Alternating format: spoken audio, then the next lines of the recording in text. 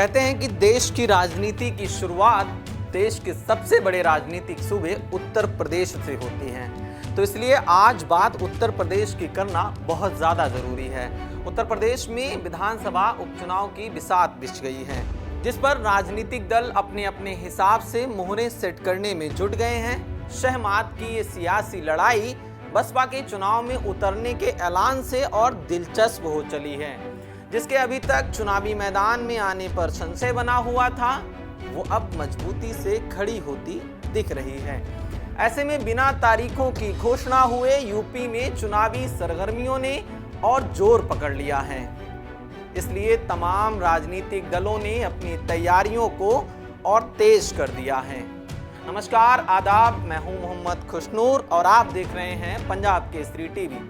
दरअसल बसपा के इस बार यूपी उपचुनाव में आने की कई प्रमुख वजह देखी जा रही हैं। पहले तो यह कि आम चुनाव के बाद ये यूपी में पहला उपचुनाव होने जा रहा है, जो राज्य भर में 10 सीटों पर हो रहा है। ये एक बड़ी संख्या है और प्रदेश भर में अलग अलग क्षेत्रों की ये अलग अलग सीटें हैं।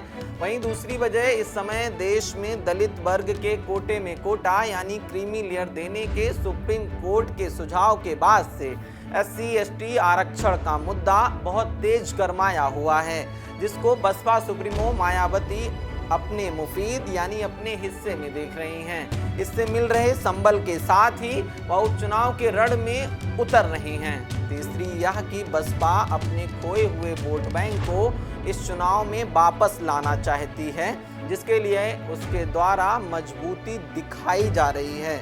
अब ऐसे में ये चर्चा तेज हो गई है कि हाथी के मैदान में आने से किस दल को इसका फायदा पहुंचेगा और किस पार्टी के लिए बसपा यूपी उपचुनाव में नुकसान का सबब बहुत बड़ा बन सकती है।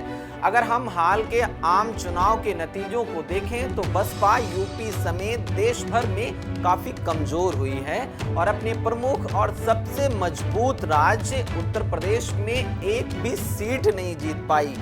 हाथी की हालात ये हो गई कि यूपी की 80 सीटों में से किसी एक पर दूसरा स्थान भी बसपा को नहीं मिला था, जिसके चलते अधिकांश सीटों पर उसकी जमानत तक नहीं बच पाई।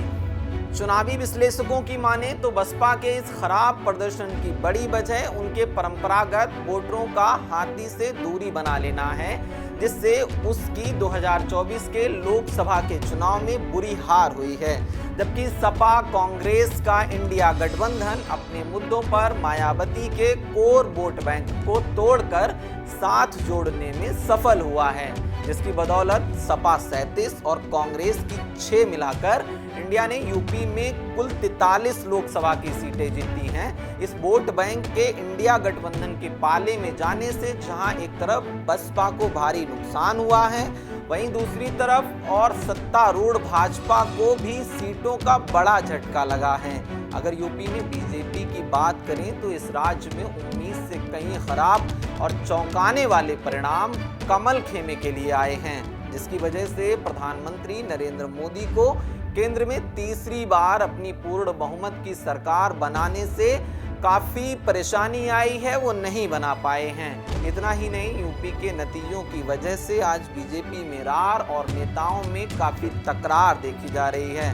बीजेपी के फायर ब्रांड नेता और उत्तर प्रदेश के मुख्यमंत्री योगी आदित्यनाथ से इस वक्त बीजेपी के शीर्ष नेतृत्व की नाराजगी मानी जा रही है, जिस वजह से योगी के यूपी में पर कतरने की खूब चर्चाएं दिल्ली से यूपी तक ही नहीं बल्कि देश भर के सभी सियासी हलकों में जमकर की जा रही हैं, खूब सुनाई पड़ रही हैं। ऐसे सियासी हालात और माहौल के बीच यूपी की 10 सीटों पर होने वाले ये उपचुनाव को बीजेपी के साथ ही सीएम योगी के राजनीतिक भविष्य के लिए भी बेहद अहम माना जा रहा है।